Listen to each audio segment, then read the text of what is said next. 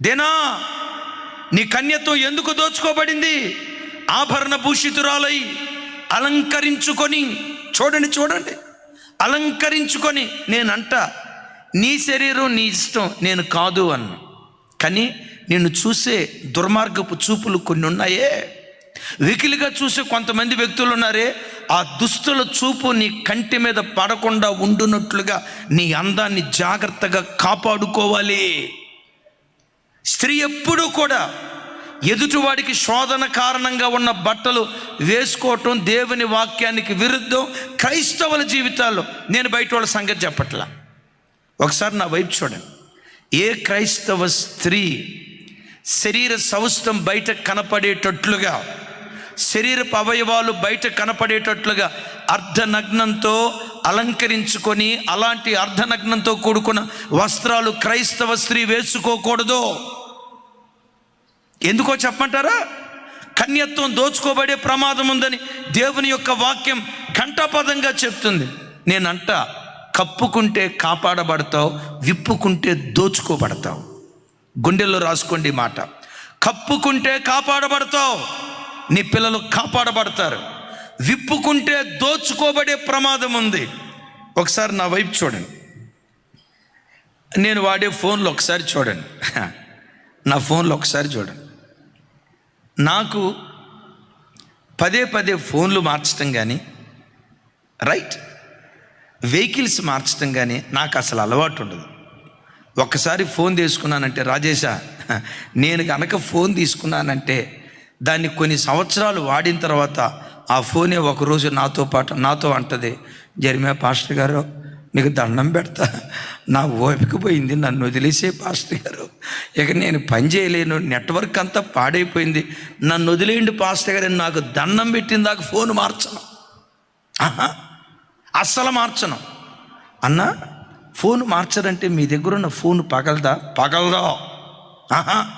నా దగ్గర ఫోన్ పగిలిన దాఖలాలు సిన్స్ ఎన్ని సంవత్సరాలు బట్టి వాడుతున్నానో, నా చేతిలో ఫోను పగిలిన దాఖలాలు ఒక్కటి కూడా లేవు.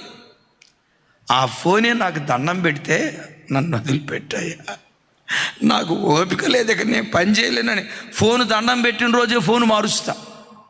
సడన్గా కొన్నిసార్లు ఆఫ్ అయిపోద్ది, ఇక దీన్ని ఏసీ ఓల్డేజ్ వచ్చినట్టుంది, అప్పుడు మారుస్తా. ఎందుకు ఫోను పగలదో చెప్పమంటారా? నేను ఫోన్ కొన్న వెంటనే మొట్టమొదటి చేసే పని ఏంటో తెలుసా? కవర్, ఫోన్కు కవర్ కొంటా. ఒకసారి చూడండి, ఒకసారి అందరూ నా వైపు చూడండి. ఈ ఫోను కొత్తదంటారా పాతదంటారా? బోయాస్, ఫోనుని చూసి చెప్పు.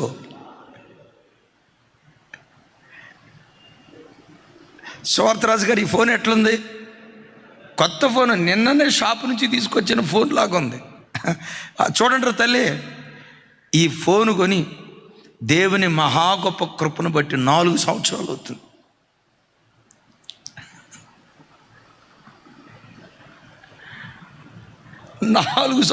ఒక్క గీత లేదండి. కారణం ఏంటో చెప్పమంటారా? కప్పుకుంటే కాపాడబడతావు, విప్పుకుంటే దోచుకోబడతావు. ఈ ఫోన్ ఉంది కదా, సంవత్సరం క్రితం ఒక్క గీత లేదు. అమ్మా ప్రభుదాస్ గారు, ఒక్క గీత లేదు దీని మీద. గీత లేకపోవటానికి కారణం ఒకటే, దీన్ని కాపాడటానికి నేనేదో జాగ్రత్త తీసుకున్నాను అనుకునేరు కాక, నేను కొన్నిసార్లు వస్తూ మంచమైన అట్లా ఇసిరేస్తా, దూరం నుంచి ఇసిరేస్తా, కానీ పగలదాం. ఇంత జాగ్రత్తగా ఈ ఫోన్ ఉండటానికి కారణం ఏంటంటే కప్పబడింది ఇది. యవ్వన కుమార్తెలారా, శరీరాన్ని కప్పుకోవటం నేర్చుకోండి, దేహాన్ని కప్పుకోవటం నేర్చుకోండి. ఎదుటివాడి కళ్ళకు ఆకర్షణీయంగా కనపడాలని, ఎదుటివాడికి శోధన కారణంగా నీ వస్త్రధారణ ఉండకూడదని ప్రభు పేరిట మనవి చేస్తున్నాను. నేను క్రైస్తవులకు మాత్రమే ఈ మాట చెప్తున్నాను. బయట వాళ్ళు మీ ఇష్టం వచ్చినట్లుగా మీరు బ్రతకండి. ఇక్కడ వాక్యం అంటుంది, దోచుకొనబడినదానా.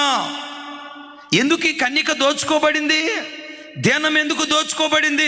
విప్పుకుంటూ బజార్లు వెంట తిరిగింది, మేకప్ వేసుకొని బజార్లు వెంబడి తిరిగింది. నన్ను చూడు, నా అందం చూడు అన్నట్లుగా. నేను అంటాను, ఆడపిల్లకి స్వతహాగా అలంకరించుకోవటం ఒక మంచి అలవాటు. అయితే నేను అంటా, నీ ఇంట్లో నువ్వు ఎంత అలంకరించుకున్నా పర్వాలేదు, అలాగని అలంకరించుకోమని చెప్పేది. నువ్వు బయటికి వెళ్ళినప్పుడు ఎంతోమంది దుష్ట మృగాలు తిరుగుతున్నాయి. నీ కుమార్తెల కన్యత్వం చెరపబడకుండా వాళ్ళకు కప్పుకోవటం మనం నేర్పుదు. చప్పలు కొడితే సైకు స్తోత్రాలు చెప్దాం. దేనమ్మ కన్యత్వం చెరపబడింది. కారణం ఆభరణ భూషితురాలై అలంకరించుకొని ఇష్టానుసారంగా ఒక్కతే బయలుదేరి వెళ్ళిపోయింది. రెండవది, స్వేచ్ఛను బట్టి తాను చెరపబడితే. రెండవది, అమాయకత్వాన్ని బట్టి చెరపబడే పిల్లలు ఉన్నారు. అమాయకత్వాన్ని బట్టి చెరపబడిన గుంపులో ఉండేది ఎవరో తెలుసా? తమారు. అమాయకంగా నా అన్న అని, అమాయకంగా మా నాన్న కొడుకే అని, అమాయకంగా నా బంధువే అని, అమాయకంగా నా రక్త సంబంధి అని తెలియకుండా ఒంటరిగా అమ్నోను ఇంటిలో అడుగుపెట్టింది. దేని బట్టో తెలుసా? అమాయకంగా. ఆ అమాయకత్వాన్ని బట్టి తన కన్యత్వం చెరపబడినట్లుగా దేవుని యొక్క లేఖనాల్లో రాయబడింది. యవన ఆడపిల్లలారా, ఆడపిల్లలను కలిగిన తల్లిదండ్రులారా, కొంచెం అనుభవం కలిగిన దైవ సేవకుడిగా చెప్తున్నాను, నా చేతులెత్తి దండం పెట్టి చెప్తున్నాను. ఒక వయసుకు వచ్చిన తర్వాత మీ యవ్వన బిడ్డలను ఒంటరిగా ఎక్కడికి పంపించకండి. అంకులు వరసయ్యే వాళ్ళతో కూడా పొరపాటున పంపించకండి. అన్న వరసయ్యే వాళ్ళ దగ్గర కూడా పొరపాటున పంపించకండి. అట్లాగని ప్రతి క్షణం ఆడపిల్ల మీద అనుమానపడుతూ మానసికంగా హింసించమని కాదు నేను చెప్పే మాట. ఒక వయసుకు వచ్చిన తర్వాత తల్లి పర్యవేక్షణ లేకుండా, తండ్రి పర్యవేక్షణ లేకుండా ఆడపిల్లల్ని ఒంటరిగా ఎక్కడికి పంపించడం అది క్షేమకరం కాదు అని ప్రభు పేరిట నేను మనవి చేస్తూ ఉన్నాను. సొంత అన్నే, తోడబుట్టిన అన్న కాకపోయినా సొంత అన్నే, నా అన్న అన్న అభిప్రాయం తామారుకుంది. నా చెల్లెలు అనే అభిప్రాయం అమ్నోనుకు లేదు. మా బంధువు అబ్బాయిలే, ఏం కాదు అని బండి మీద పంపిస్తారు. కూర్చున్న నీ కూతురికి నా అన్నలాంటోడు అన్న భావన ఉంది, కానీ తోలేటువంటి వాడికి నా చెల్లెలు లాంటి భావన ఉండాలి కదా. మీకు తెలుసా, స్పర్శలో పాపం ఉంటుంది, జాగ్రత్త. స్పర్శలో పాపం ఉంటుంది, జాగ్రత్త. ఇప్పుడు పులుపు నోటికి తగలటంతో ఏమంటారు దాన్ని, పులుపు నోటికి తవ్వటంతో ఇట్లా స్పర్శలో తెలియకుండా ఒక భయంకరమైన పాపం చోటు చేసుకునే ప్రమాదం ఉంది. మన ఇంటి పక్క అంకులే కదా అని అంకులు నువ్వు పంపిస్తే ఆ అంకుల్ ఆడబిడ్డ జీవితాన్ని పెంకులు చేసి వదిలిపెడతాడు, బ్రద్దలైపోతుంది. మీ పర్యవేక్షణ లేకుండా, మీ ప్రమేయం లేకుండా ఆడపిల్లల్ని ఎక్కడికి ఒంటరిగా పంపించొద్దు. అన్న వరసే అవుతాడులేండి, నీకు అన్ననే అభిప్రాయం ఉంది, వాడుకు ఉండాలి కదా నా చెల్లెని. మా తమ్ముడేనండి, తమ్ముడు నిజమే, నీకు తమ్ముడనే భావన ఉంది, వాడుకు ఉండాలి కదా నా అక్కని. వాడికి ఆ భావన లేనప్పుడు తెలియకుండా కన్యత్వాన్ని చెరుపుతాడు, జాగ్రత్త.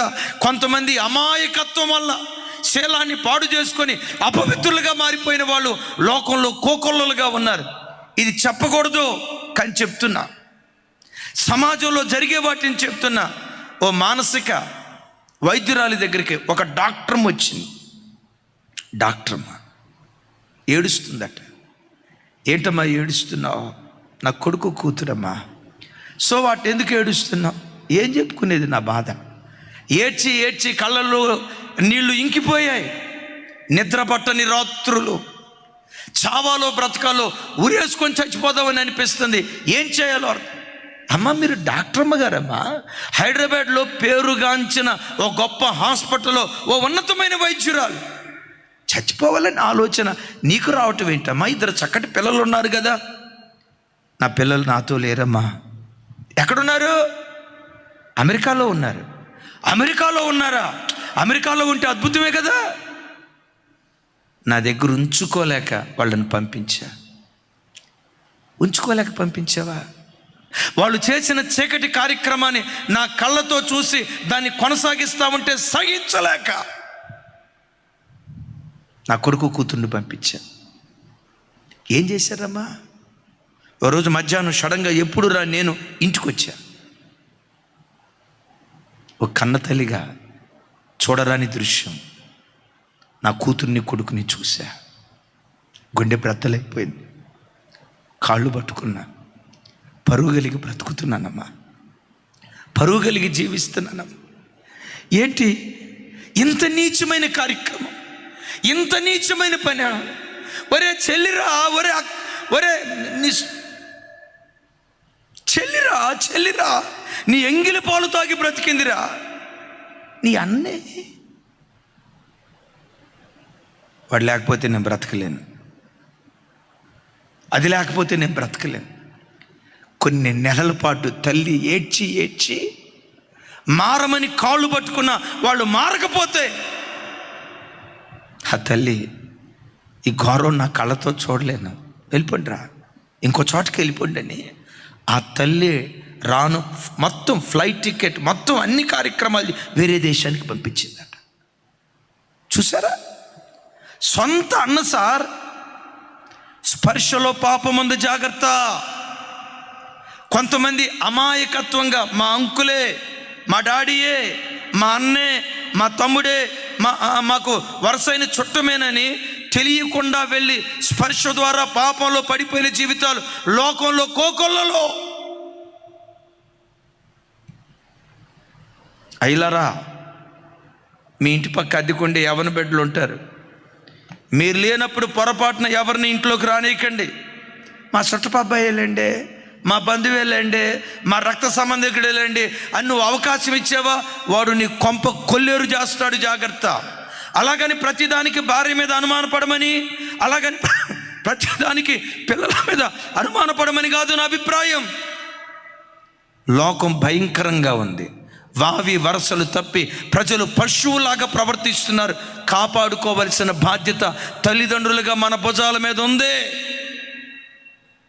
ఒక వయసు వచ్చిన తర్వాత యవన బిడ్డలను దయతో ఎక్కడికి పడితే అక్కడికి పంపించకుండా వాళ్ళను జాగ్రత్తగా కాపాడుకునే కృప, ఆ దైవికమైన మనస్సు దయగల దేవుడు మనందరికీ దయచేయునుగాక. గట్టిగా చెప్దాం ఆమేన్. అయితే ఇక్కడ యవన బిడ్డలందరికీ చెప్తున్నాను.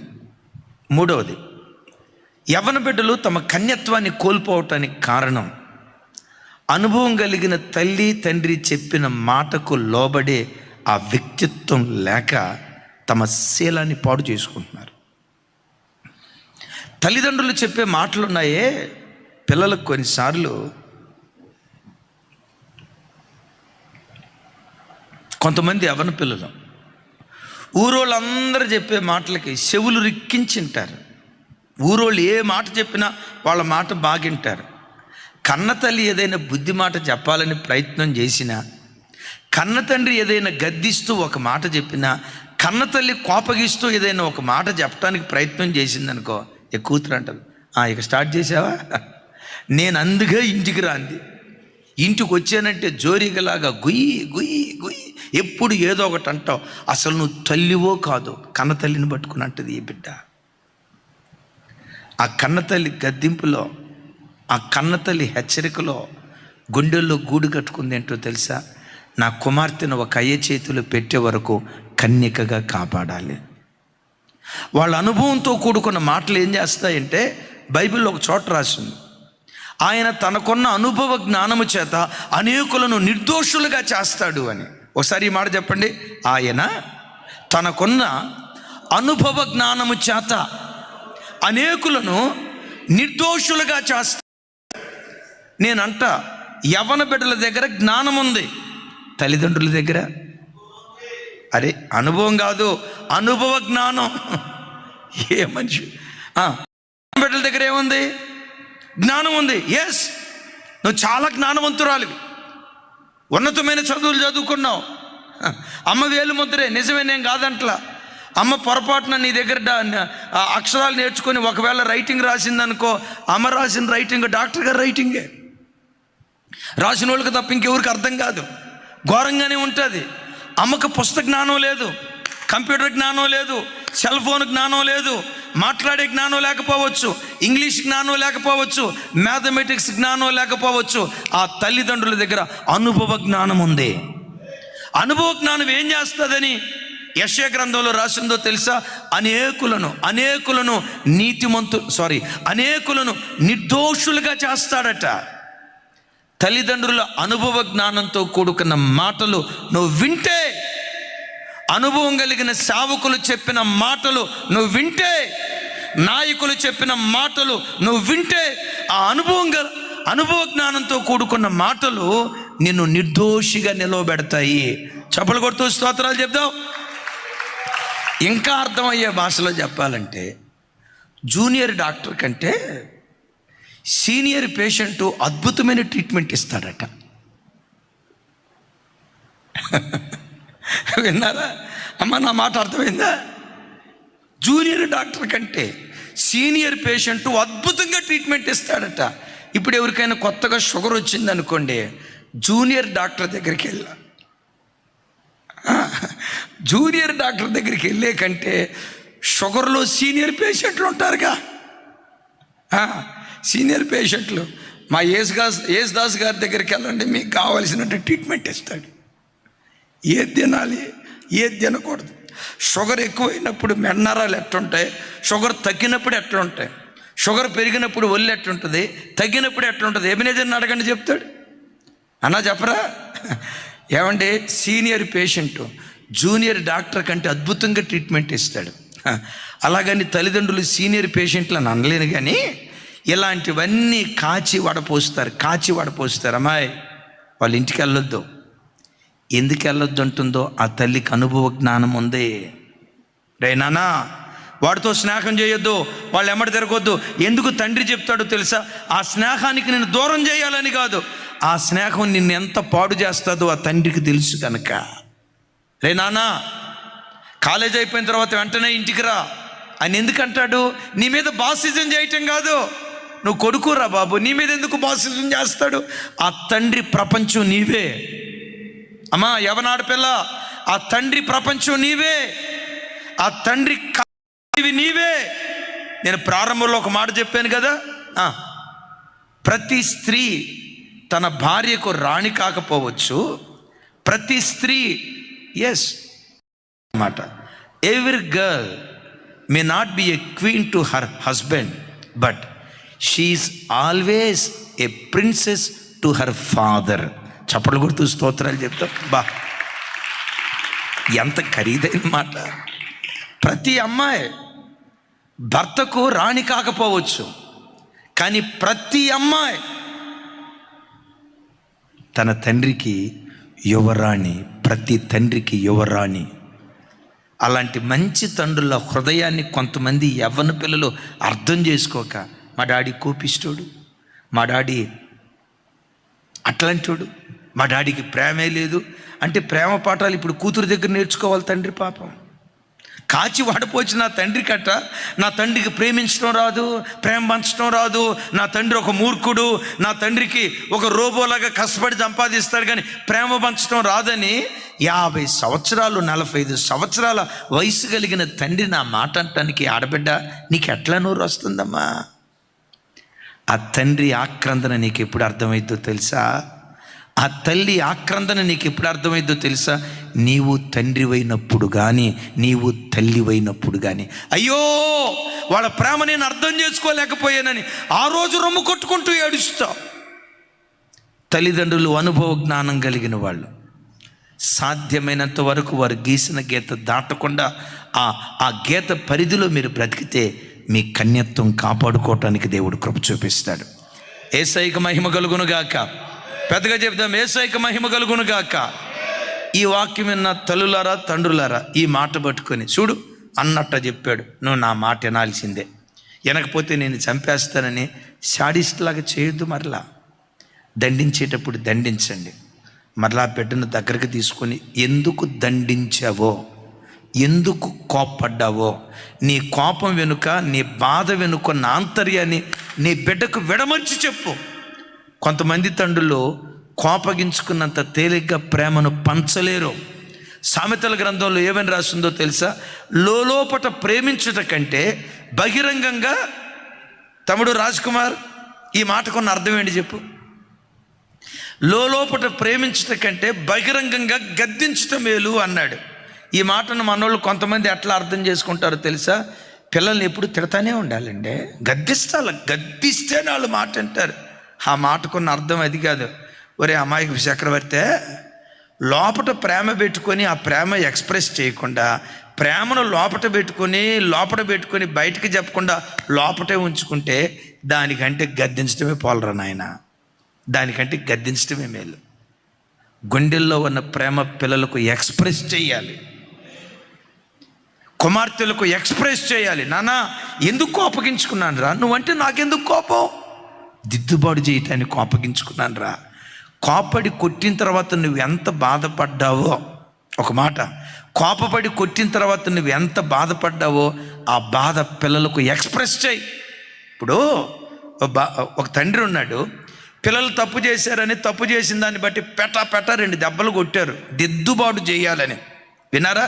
దిద్దుబాటు చేయాలని కొట్టేటప్పుడు వాడు ఏడ్చాడు. నువ్వు డ్యూటీకి వెళ్ళిపోయావు. డ్యూటీకి వెళ్ళిపోయేటప్పుడు అని కొట్టా, ఇంకా కొట్టినట్టే బాగుండేది, దంచి వదిలిపెట్టాల్సింది, చచ్చేదా కొట్టాలి అని అనుకుంటావా? అని అనవసరంగా కొట్టా. వాడు ఏడుస్తూ ఉంటే నా గుండె తరుక్కుపోయింది. వాడు ఎంత ఏడుస్తున్నాడో, అయ్యో నా బిడ్డను అనవసరం కొట్టేనే. సాయంత్రం ఇంటికి వెళ్ళిన తర్వాత వాడిని దగ్గరకు తీసుకోవాలి, వాడి గుండెల మీద పెట్టుకోవాలి. ఎన్నెన్నో అనుకుంటావు. వాడిని దగ్గరికి తీసుకొని నాన్న అని ముద్దు పెట్టుకోవాలి, ఎన్నెన్నో అనుకుంటాం. విచిత్రం ఏంటో తెలుసా? వచ్చిన తర్వాత మాత్రం అరా స్కూల్కి వెళ్ళావా అని అంట. పగలంతా అనుకుంది ఏంటి?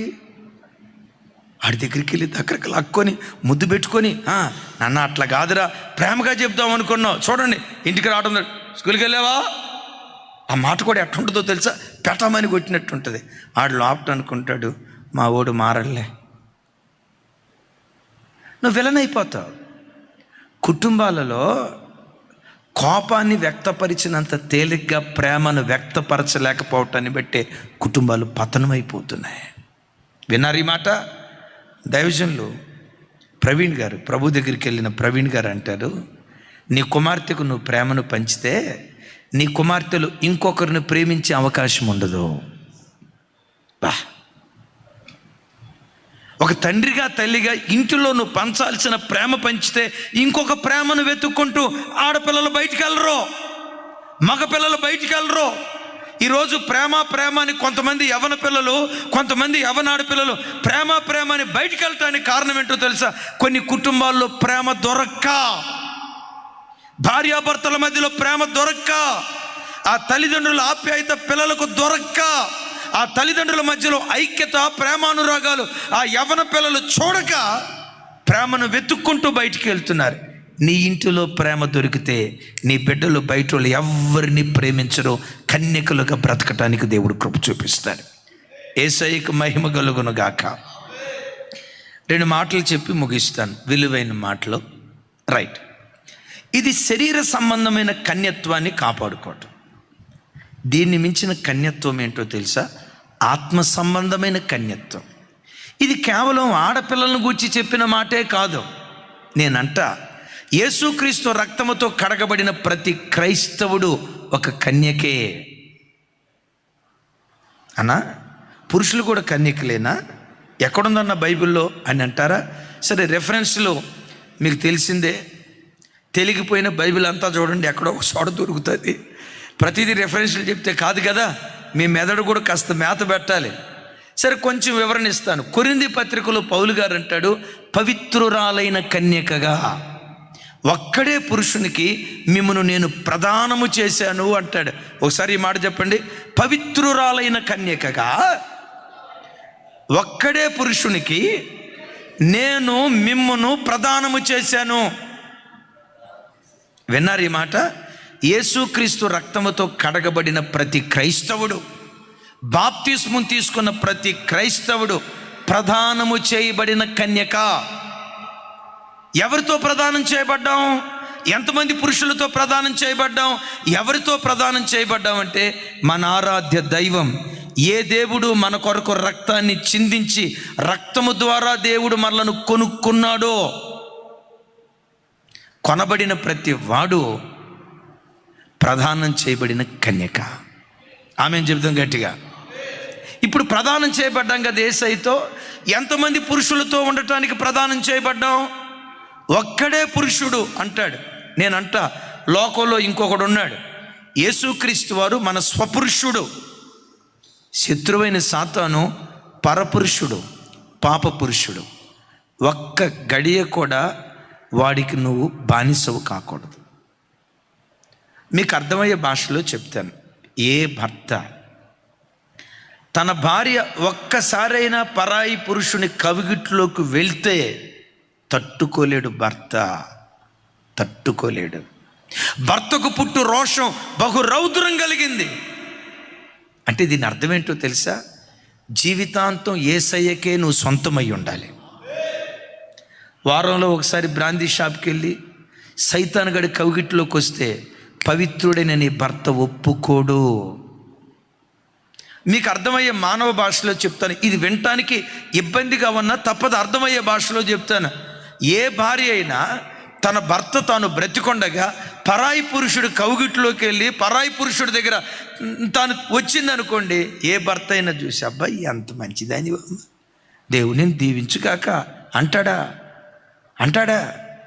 నేనంటా, నీతి జాతి లేని నీకే నీ భార్య దగ్గర నుంచి అంత పవిత్రత కోరుకుంటే, నీతి స్వరూపుడైన దేవుడు, నీతి న్యాయాలు కలిగిన దేవుడు నీ దగ్గర నుంచి నా దగ్గర నుంచి ఎంత పవిత్రతను కోరుకుంటాడో చూడు. ఒక్క గడియ కూడా సైతాను గడికి నువ్వు లోబడకూడదు. ఇది నీ స్వపురుషుని ఆశ. ఏదో సోమవారం ఒక్కరోజు పగటిపూట అంతా అలసిపోయి కష్టపడి పని చేసినాం కదన్నా, రాత్రిపూట ఒక సొక్కేసుకుంటే హాయిగా నిద్ర, కొంతమంది అనే మాట, రాత్రిపూట ఒక సొక్కేసుకుంటే హాయిగా నిద్రపోతాను. రాత్రిపూట ఒక్కరోజే తాగుతానన్నా, రాత్రిపూట ఆదివారం పొరపాటును తాగనన్నా, ఆదివారం ఒక్కరోజే తాగుతానన్నా. ఒక్కరోజు కూడా సైతాను గడి కవిగిలికి వెళ్ళటానికి నీ స్వపురుషుడు ఒప్పుకోడు. ఈ నాశ ఏంటో తెలుసా? నా భార్య జీవితాంతో నాకే సొంతం. ఇంకా భార్యలం కాలేదు, మనం ఏమై ఉన్నాము? ప్రదానము చేయబడిన కన్యకలం. ఈరోజు ప్రదానం చేయబడ్డామంటే రేపేం కలగబోతుంది అని చెప్పాలి. పరలోకంలో వివాహం జరగబోతుంది. ఆ వివాహానికి ముందు భూలోకంలో యేసయ్య, తమ్ముడా నేను ప్రదానం చేసుకున్నాడు. ఏదో ఆదివారం ఒక్కరోజు దేవుని కొరకు బ్రతికి తర్వాత నీ జీవితం నీది అన్నట్లుగా కాదు అంటాడు కదా. హోషేయ గ్రంథంలో ఓ చక్కటి మాట గుర్తుకు తెస్తా. నీవు నిత్యము నాకుండునట్లు, నీవు నిత్యము నాకుండునట్లు నీతిని బట్టి దయాదాక్షిణ్యములు చూపుట వలన నిన్ను నా దానిగా ప్రదానము చేసుకున్నాను అంటాడు. యేసయ్య నన్ను ఎందుకు ప్రదానం చేసుకున్నాడు? ఆదివారం ఒకరోజు ఆయనతో ఉండాలనా? సోమవారం ఒకరోజు మాత్రమే ఆయనతో ఉండాలనా? ఉదయం ఒక అర్ధగంట, సాయంత్రం ఒక అర్ధగంట దేవునితో అర్ధగంట మాత్రమే బ్రతకాలనా? ఆయన ఎందుకు ప్రదానం చేసుకున్నాడో తెలుసా? నిత్యము నీవు ఆయనతో కూడా బ్రతకాలి. కూర్చున్నా లేచినా దేవుడనే ప్రపంచంలో మనం విహరించాలి. నీవు లేని ప్రపంచం నాకు వద్దయ్యా, నీవున్న ప్రపంచంలో నేను విహరిస్తూ ఉండాలని మేల్కొన్నా నిద్రపోతూ ఉన్న ప్రతి క్షణం క్రైస్తవుడు దేవునితో కూడా బ్రతకాలి. తమ్ముళ్ళారా, చెల్లెలారా, మేల్కొన్నంతసేపు నీ నోరు ఏదో ఒక పాట పాడటం, మేల్కొన్నంతసేపు నీ ఆలోచన దేవుని వాక్యాన్ని ధ్యానించటం, మేల్కొన్నంతసేపు దేవుని మాటలు మాట్లాడటం, మేల్కొన్నంతసేపు యేసయ్యా నీకు స్తోత్రం, యేసయ్యా నీకు స్తోత్రం. నీ నాలుకెప్పుడు ఆయన నామ సంకీర్తన చేయాలి. ప్రతి క్షణం మేలుకున్నంతసేపు ప్రతి క్షణం ఆయనతో నువ్వు బ్రతకాలి. దశలోని పత్రికలో అంటాడు పౌలు గారు, మనం మేలుకొని ఉన్నను నిద్రపోవచ్చు ఉన్నను తనతో కూడా మనం జీవించాలి. ఈయన ఏం ఆశిస్తున్నాడో తెలుసా? ఒరే అబ్బాయి, నువ్వు మేలుకున్నప్పుడు నాతో బ్రతకటం మాత్రమే కాదురా, నీ నిద్ర కూడా నాతో ఉండాలి. బాబా విన్నారా? నీ నిద్ర కూడా నాతో ఉండాలి. మీరు ఊరుకోండి అన్న, మరి నిద్రలో దేవుడు ఎట్టుంటాడన్న? మేలుకున్నంతసేపు అయితే మన ప్రమేయంలో ఉంటుంది, మేలుకున్నంతసేపు స్తుతించగలుగుతాం. నిద్ర మన కంట్రోల్లో ఉండదుగా. ఒక మాట చెప్పమంటారా? మేలుకున్నంతసేపు నువ్వు దేవునితో బ్రతికితే రాత్రి నీ నిద్ర కూడా, నీ కల కూడా తెలియకుండా దేవునితో ఉంటుంది. విన్నారు ఈ మాట? నీ కల కూడా దేవునితో ఉంటుంది. మేల్కొన్నంతసేపు మాత్రమే కాదు, మన నిద్ర కూడా దేవునితో ఉండాలి. నిద్రలో దేవునితో ఎట్టుంటామన్న బైబిల్లో ఒక ఆధారం చూపించండి అంటారా? యాకోబు బేతేల్లో పండుకున్నాడు. విన్నారా? యాకోబు బేతేల్లో పండుకుంటే ఆ రాత్రి భూమికి ఆకాశానికి పెద్ద నిచ్చెన వేయబట్టం. ఆ నిచ్చెన మీదుగా దేవదూతలు ఎక్కుచూ దిగుచూ ఉన్న దర్శనం, ఎక్కుచూ దిగుచూ ఉన్న కళ. ఆ నిచ్చెనకు పైగా దేవుడైన యెహోవా, యాకోబు యాకోబు. కలలో యాకోబుతో దేవుడు మాట్లాడాడు, పేరు పెట్టి పిలిచాడు. మీలో ఎవరికైనా నిద్రపోయేటప్పుడు నన్ను పేరు పెట్టి పిలిచాడయ్యా, నన్ను పేరు పెట్టి పిలిచాడయ్యా, ఇలాంటి అనుభవం ఎవరికైనా ఉంటే చేతులు పైకెత్తండి. Thank you. అమ్మా ఉందా? పేరు పెట్టి పిలిచాడా? కొన్నిసార్లు తలుపు కొట్టినట్టు, ఎవరో పిలిచినట్లు. యాకోబు కల కూడా దేవుడనే ప్రపంచంలో ఉంది. మనము ప్రదానం చేయబడిన కన్యకలం.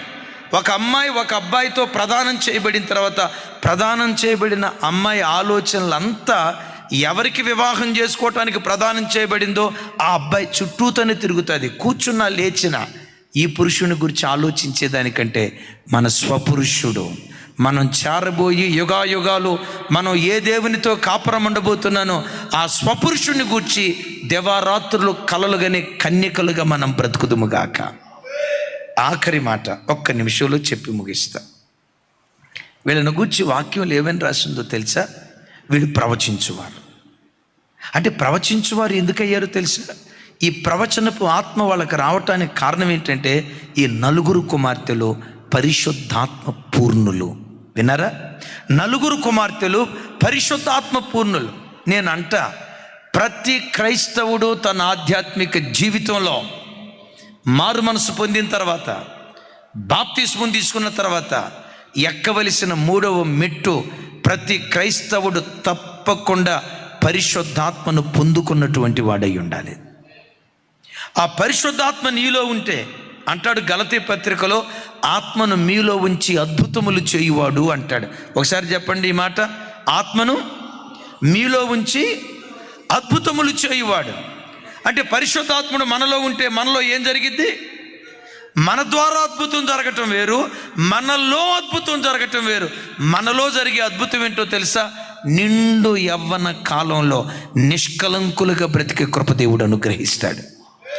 మరియా, నువ్వు దయాప్రాప్తురాలివి, నీ గర్భంలో నుంచి యేసుక్రీస్తు వారు ఉద్భవిస్తారు. నేను కన్యకనే, ఇది ఎలా కలుగుతుంది? పరిశుద్ధాత్మ ద్వారా ఇది కలుగుతుంది.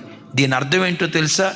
నిండు యవ్వన కాలంలోనే యేసును పోలిన జీవితం జీవించే ధన్యత పరిశుద్ధాత్మ ద్వారా ఒక వ్యక్తి పొందుకోగలుగుతాడు.